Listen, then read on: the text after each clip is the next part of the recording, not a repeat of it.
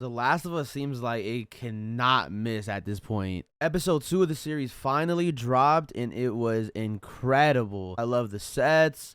I love the lore they were explaining. I love how they're going in depth with the whole fungi concept and how dangerous this whole virus really is. I love, and I mean love, the whole horror aspect of it. I feel like this episode specifically had a lot of horror in it and a lot of just, I guess, cringy moments, but not cringy in the TikTok way.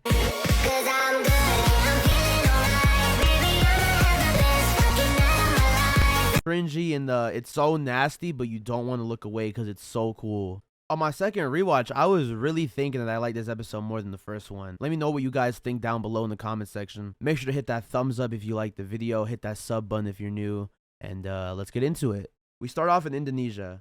It is September 24th, 2003, literally 5 days after I was born. We see these guys in some kind of police uniform pull up to a restaurant. They go up to a lady and ask her to come with them. While in the car, she asked if she's done some kind of crime to be taken here. They reply with, of course not. She's then transported to some kind of lab, asked for her opinion on some kind of fungi. We as the viewer, of course, know that this is the fungi that we see in the zombie apocalypse. And before we continue, I'm going to just let y'all know, call the fungi the virus because I do not feel like pronouncing that word. Anyways, during this conversation with the cop, she's told that the fungi can live in humans this time. And because of this, she wants to see it in person and has to wear a hazmat suit. She finds where the bite is and cuts it open. She then gets the tweezers and starts pulling the fungi from the mouth. She is so startled that she just runs out of the room immediately. This part literally gave me the craziest chills ever, bro. Oh! Oh my god. Oh my god!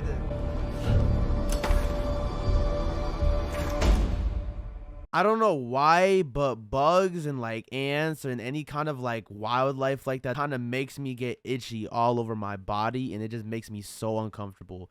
So this scene really hit for me. The men that escorted her there explained that they're trying to get some kind of vaccine or cure to take care of the current problem. You can tell that the woman is highly concerned about this whole situation. She firmly tells him that she believes that there is no cure or any kind of medication to help this. She says this with a lot of confidence because she has spent most of her life studying things like this. The man then asks, "What do we do?" She then replies saying, "Bomb." This is exactly what I mean when I say the horror aspects of The Last of Us. Hearing something like this is terrifying to any person, especially if a situation like this actually occurred in real life. The intro was my favorite part of the whole show. There are some other great moments in this, of course, because I do love the episode, but that was truly an amazing intro. After the title screen, we see Ellie sleeping on the floor and waking up. When she turns around, she sees Joel and Tess right there. When she tries to get up, we can see that Joel is still angsty and aiming his gun at her. The reason he's doing this is because at the end of the last episode, they found out that Ellie is indeed infected. Ellie is infected, but she is immune. Joel then asks Ellie to pull up her sleeve. Her arm is still the exact same we saw it from last episode. There's not gonna be anything bad in here? Just you.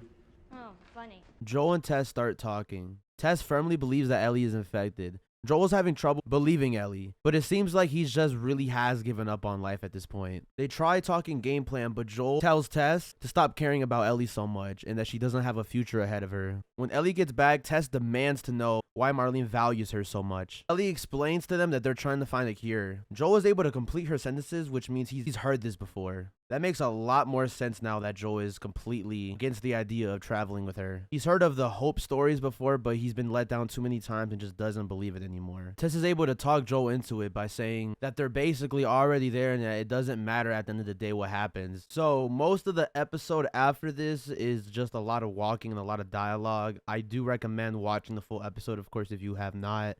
I assume most of you have already watched it. I thought there was this one funny part where Ellie got scared. Joel picked her up and he like tried to do a little fist bump. And I think she's either too young to know what a fist bump is or just didn't see the motion. And then Joel was just kind of left there hanging. I didn't notice it on my first watch, but I saw it like just right now editing this. After climbing 10 flights of stairs, they reach a dead end. Tess has to climb on top so that she can open the door from the other side. She says she needs a few minutes and this gives time for Ellie and Joel to start talking to each other. They kind of just sit there awkwardly until Ellie starts playing with her knife. Ellie starts asking a bunch of personal questions and Joel tells her to stop doing that. She then starts asking questions about the infected. She asks how long do infected usually last for. We learn that it's basically random and they don't know exactly how long. There's been some that's been around for a few weeks, few months, some last years. Ellie then asks if Joel has killed any before. He replied saying lots of them. She then asks if it's ever hard knowing that it was a human before. Ellie then asks about the man that he beat to death yesterday. He's cut off before he's able to reply, but I'm actually very glad that they didn't answer this yet. I feel like if he answered this and he said no, the hospital scene will not hit as hard. Tess opens the door for them and wants to show him something. She brings them to look at the horde outside. Tess then explains that the fungi makes all the zombies stay connected. The fungi goes underground and starts growing underground. If you even step anywhere that the fungi has grown, the zombies all around the area will be alerted. This is actually one of the changes that the show decided to implement. I actually really do like this concept in theory. I feel like it's going to make the zombies a lot more dangerous and a lot more of a threat. I also really enjoy this scene because it makes Tess a lot more of a better person in general. Now, in the game, I honestly did not care for Tess at all. We didn't grow any kind of connection to her at all. In this show, they did so much better, especially in this episode, making us feel something for Tess. This whole episode, she's starting to warm up to Ellie and defending her from Joel. She's a great person. She's just in a horrible situation. Anyways, after that, they know that they're not going to be able to head that way where they're supposed to go. So they have to go through a museum to get there. When they get inside, they find a guy completely ripped apart. It's clear that no normal zombie did this to him. It was a clicker. A clicker is an enemy type in the game that can't see but hears very well. They get the name from the iconic... When Joel and Tess see the torn apart man, they are clearly worried. Tess and Joel have experienced this plenty of times and know how dangerous they can be. Tess even immediately denies that there's a clicker in there and that maybe he just came in after getting attacked. Joel then tells Ellie to be quiet because of their super hearing. When they're upstairs, they start hearing clicking. The clicker enters the room and they start backing up.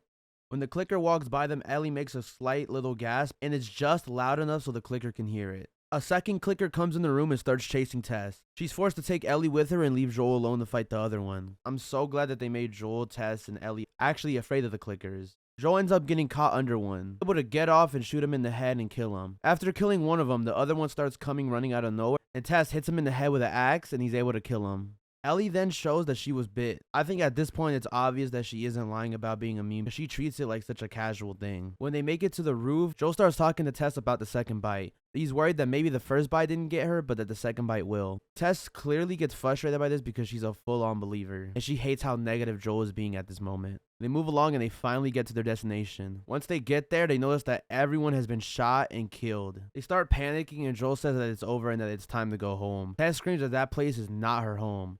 She's tired of living in fear and living every single day the exact same. Saying all this because she actually did get bit. She reveals where the bite is and we can see how horrible it is right now. She makes Ellie show her arm and it hasn't got worse at all. This is the reason why Tess becomes such a believer in this episode and why she actually starts taking a liking to Ellie. She sees Ellie as the last hope for humanity. Tess then begs Joel to keep taking Ellie. She wants Joel to finally do some good for the both of them, for all the horrible things that they had to do to survive. This is an extremely emotional moment, and in my opinion, they do it way better here than they do in the game. I think the way Tess is as a character is just more fleshed out here, and we can actually see Tess's human side. I absolutely love this episode and the character development in just one episode. After this, she starts putting gasoline everywhere. She keeps trying to flick the lighter, but it keeps failing. A zombie recognizes that she's a human that's infected and just starts kissing her. If you're confused, she's using the kiss as a way to transfer the fungi into her mouth.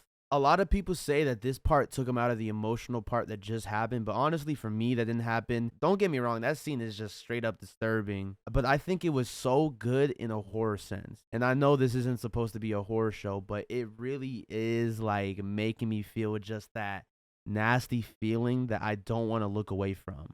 After a while, she's able to actually light the lighter and throw it on the floor and blow up the entire building. The episode ends, and like I said, absolutely love this episode.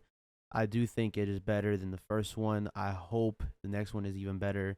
The next one supposedly is going to be Bill, so I just know that whole arc is going to be crazy. Can't wait. If you guys enjoyed, make sure to hit that like button. Let me know what you think of the episode down below. Hit that sub if you're new. Make sure to turn on noties, and SA out. Peace. Well, imagine Tess dies when she's by the plank.